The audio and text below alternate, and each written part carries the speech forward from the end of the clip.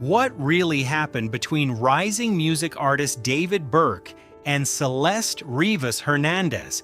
It's a question that continues to raise new questions with every court update. At first glance, it looked like a story about a fast-rising artist whose career was reaching new heights. But according to investigators, another timeline was unfolding behind the scenes, one that would eventually become the center of a nationwide investigation.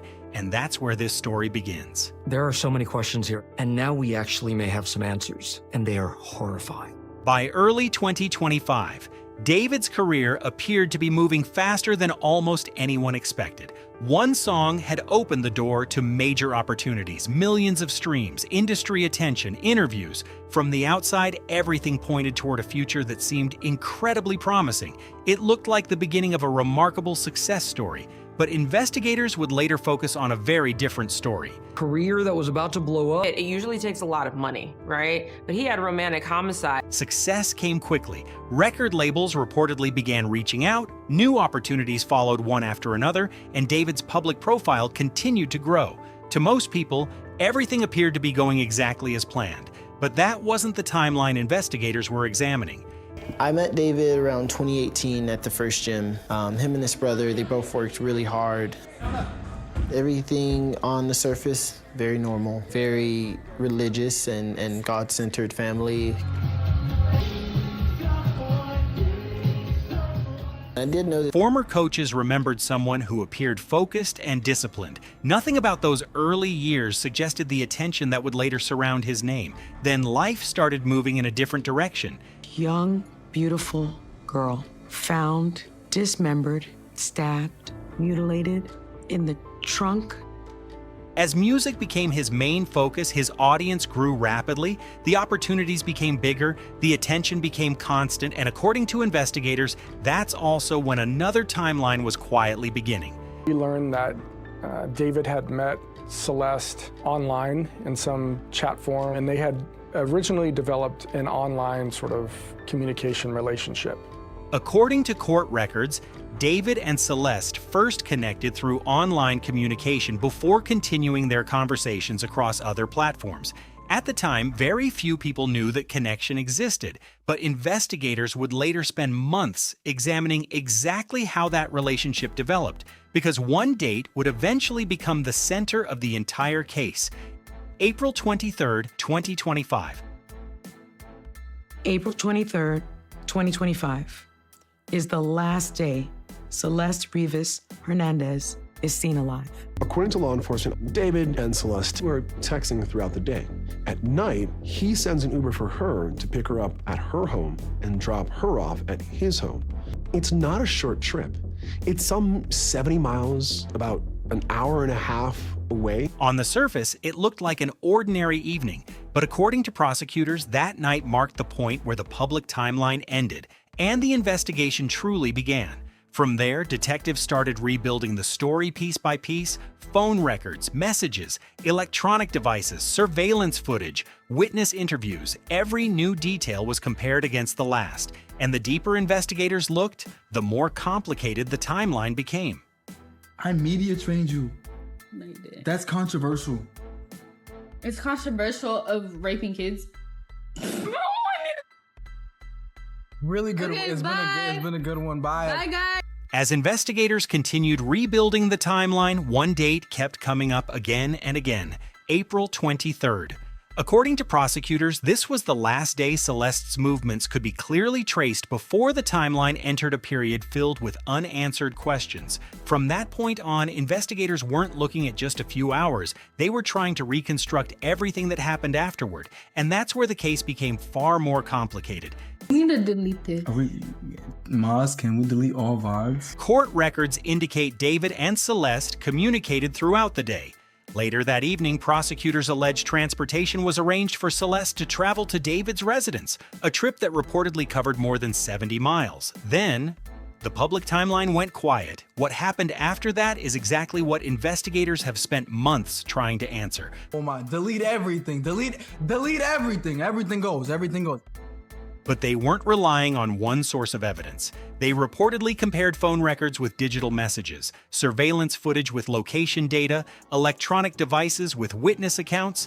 Every new record was measured against the last, all in an effort to determine whether the pieces told the same story. And investigators believed they were beginning to see a pattern. While detectives were quietly rebuilding the timeline, David's public life appeared to continue without interruption. His music career was still gaining momentum. Professional opportunities kept coming. Public appearances continued. From the outside, there was little to suggest anything had changed, but investigators were looking at something the public couldn't see. According to prosecutors, the days following April 23rd became just as important as the date itself. Rather than treating each day separately, authorities examined them as one continuous timeline, searching for movements, communications, and decisions they believed could help explain what happened. Then another detail caught their attention. A week after, he's been busy, he's been promoting, he's doing all of that. According to court filings, prosecutors also point to purchases allegedly made after April 23rd. Those transactions now form part of the prosecution's timeline and are expected to play a role as the case moves through court. Prosecutors say that he uses a fake name, Victoria Mendez, to start ordering more things, and what he orders that day, 2 chainsaws. On their own, those purchases don't explain the case, but prosecutors argue they become much more significant when viewed alongside everything else investigators collected. And that's a theme that appears throughout this investigation. Very little relies on a single piece of evidence. Instead, prosecutors believe it's the combination of digital records, forensic findings, witness statements, and documented activity that tells the larger story. The defense, however, completely rejects that interpretation. A few days later, David is back on Amazon ordering things again, ordering a heavy-duty laundry bag. David has pleaded not guilty, and his attorneys maintain that prosecutors have reached the wrong conclusion.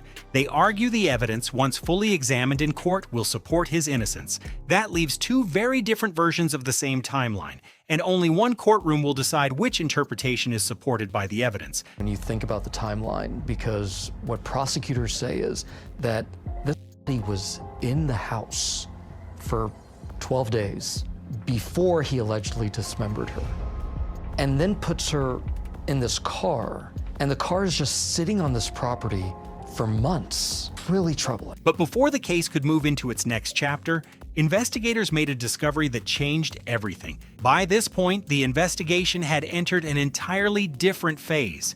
It was no longer about establishing who knew whom or when certain conversations took place.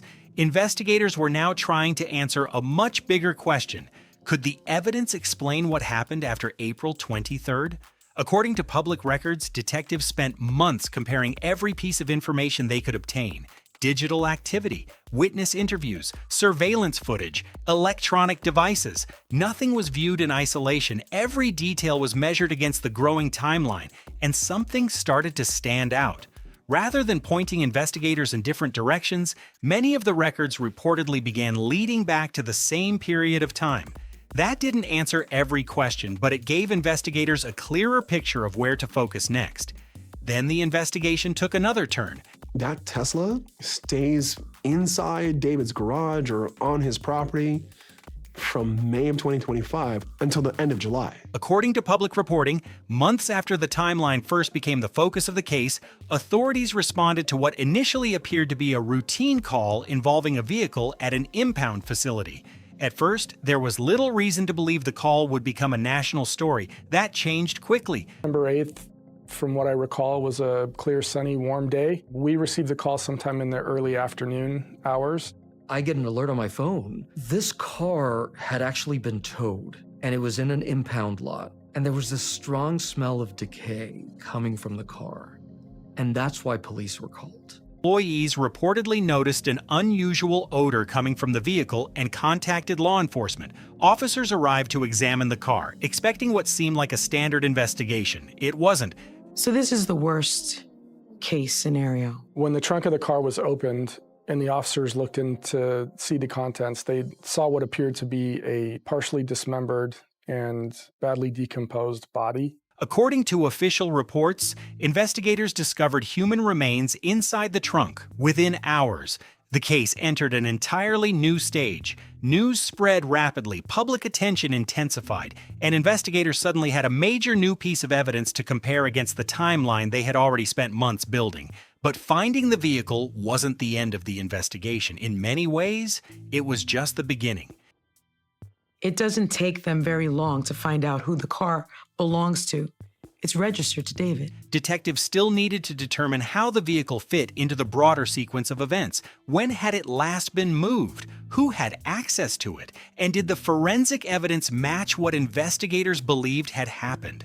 Those questions quickly became the next priority. According to prosecutors, the answers led investigators toward another critical step in the case, a search of David's residence. He's away on tour. He's not even there. But apparently what they found inside the house, that's what allowed them to start connecting the dots. Officials have indicated that evidence collected during that search helped investigators connect additional pieces of the timeline they had been developing. While much of that material has not yet been discussed publicly, prosecutors have repeatedly suggested it played a significant role in the case they intend to present. But the defense tells a very different story. David has pleaded not guilty, and his attorneys maintain that prosecutors have misinterpreted the evidence. They argue that once the full record is presented in court, it will support his innocence rather than the prosecution's theory. That leaves the investigation at a crossroads. One side believes the evidence points in a clear direction. The other says it does not. And the next phase of the case could determine which interpretation holds up under legal scrutiny. But investigators weren't finished collecting evidence. In fact, some of the most revealing work was still happening behind the scenes. As the case moves closer to its next major stage, one thing has become impossible to ignore. The investigation is no longer just about what happened, it's about what the evidence can actually prove. For months, investigators have worked to reconstruct what they believe is a complete timeline.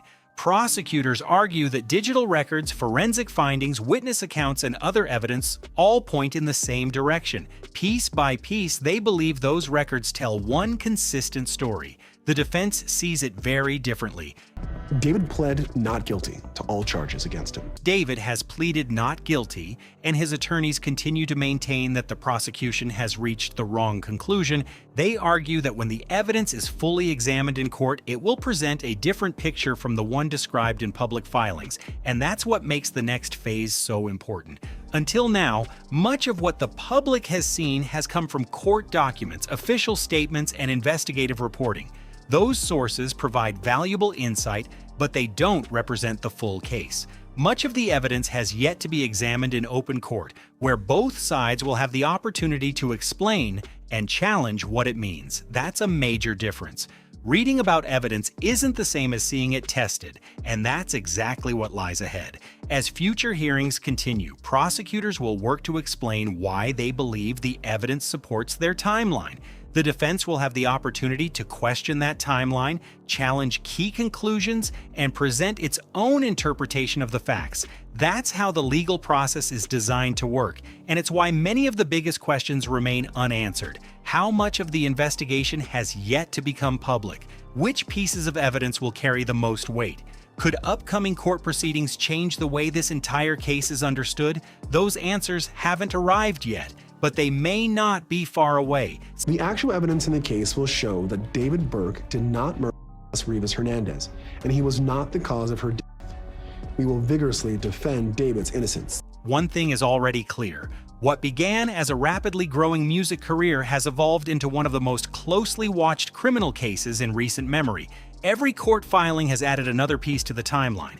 Every hearing has revealed a little more about the investigation, and with each new development, public interest has only continued to grow. But the most important chapter may still be ahead, because once the evidence is presented in court, speculation begins to give way to examination. Questions start receiving answers, competing narratives are tested, and the timeline investigators spent months building will finally face its closest scrutiny. Until then, the case remains active. The investigation continues to unfold, and the final outcome remains for the court to decide.